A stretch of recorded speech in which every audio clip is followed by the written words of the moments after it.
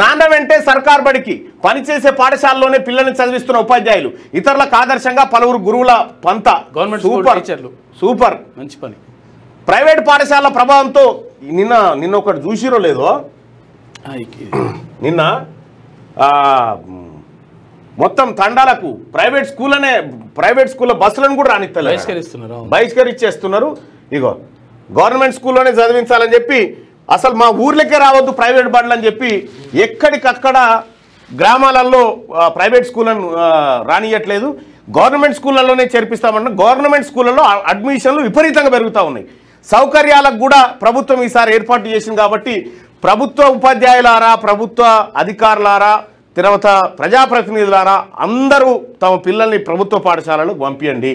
ఒకసారి ప్రభుత్వ పాఠశాలలకు చేర్పించడానికి ఒక గ్రామం ఊళ్ళే ప్రైవేట్ బస్సునే రాడిస్తలేదు మొత్తం. ఒకసారి చూడండి. ఎల్లమ్మతండ ప్రజలు ప్రైవేట్ స్కూల్ బస్సులను ఆపుతున్నారు. పిల్లలు మొత్తం గవర్నమెంట్ స్కూల్లోనే చదివించాలి, ప్రభుత్వ పథకాలు వస్తున్నటువంటి ప్రభుత్వ స్కూల్లోనే చదివించాలని చెప్పేసి వాళ్ళందరూ కోరుతున్న దృశ్యం ఎల్లమ్మ తండలో చూస్తున్నాం. ఎల్లమ్మ తండలో అనేక దృశ్యాలు ఇప్పుడు ప్రైవేట్ స్కూల్ మొత్తం ఆపడం జరిగింది. గ్రామస్తులు రోడ్డుపై ధర్నా చేస్తూ విద్యార్థులను ప్రభుత్వ బడిలోనే పంపించాలి, ప్రభుత్వ స్కూల్లోనే చదివించాలని చెప్పేసి అంకిత భావంతో అక్కడ వస్తున్నట్టు ఒక ప్రైవేట్ స్కూల్ పాఠశాల బస్సులను మొత్తము రోడ్డుపై నిలిపివేయడం జరిగింది. ఈ యొక్క చైతన్యము, ఈ యొక్క ఎల్లమ్మ తండలో జరుగుతున్న దృశ్యాలు చైతన్యం అనేది ప్రతి గ్రామంలో రావాలి. పిల్లలు ప్రభుత్వ బడిలో చదువుకోలేక వాళ్ళ యొక్క విధానం చాలా గొప్పది. ఈ ప్రైవేట్ ఇట్లా మీ గ్రామాలలో కూడా మీ పిల్లల్ని ప్రభుత్వ పాఠశాలలకు పంపిరి, బెటర్ అది.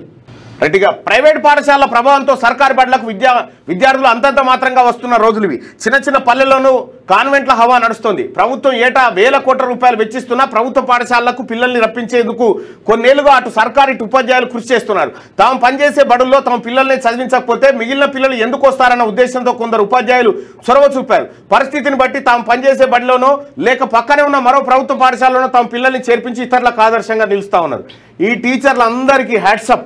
గ్రేట్. అసలు ద్విచక్ర వాహనంపై ఇద్దరు పిల్లలను బడికి తీసుకెళ్తున్న ఈయన పేరు వడ్లకొండ వీరేందర్. మహబూబాబాద్ జిల్లా నరసోలపేట మండలం పడమటిగూడెం ప్రాథమికోన్నత పాఠశాల ప్రధానోపాధ్యాయుడిగా పనిచేస్తున్నారు. కుమార్తె మాస్వి 9వ తరగతి, కుమారుడు మహిన్ 7వ తరగతిలను 1 నుంచి 5 తరగతుల వరకు తన పాఠశాలలోనే చదివించారు. 6వ తరగతి నుంచి అదే గ్రామంలో ప్రభుత్వ ఉన్నత పాఠశాలలో చదివిస్తున్నారు. ప్రాథమిక ఉన్నత పాఠశాలలో 2 పక్కపక్కనే ఉండడంతో ఆయన పిల్లలను ఉదయం తనతో పాటు తీసుకెళ్లి తిరిగి సాయంత్రం తీసుకొస్తున్నారు. బాధ్యత గల ఉపాధ్యాయుడిగా వీరేందర్ ఇతర ఉపాధ్యాయులకు స్ఫూర్తిగా నిలిచారని చెప్తా ఉన్నారు. సో ఇది కరెక్ట్, కానీ ఆ హెల్మెట్ కూడా పెట్టుకోండి, ఎందుకంటే ఫేస్ కనిపించాలని తీసిరేమో కావచ్చు. కానీ సో మంచి పని చేస్తా ఉన్నారు. ఇట్లా చేయడం వల్ల మంచి జరుగుతుంది, ప్రభుత్వ పాఠశాలలు బాగుపడతాయి.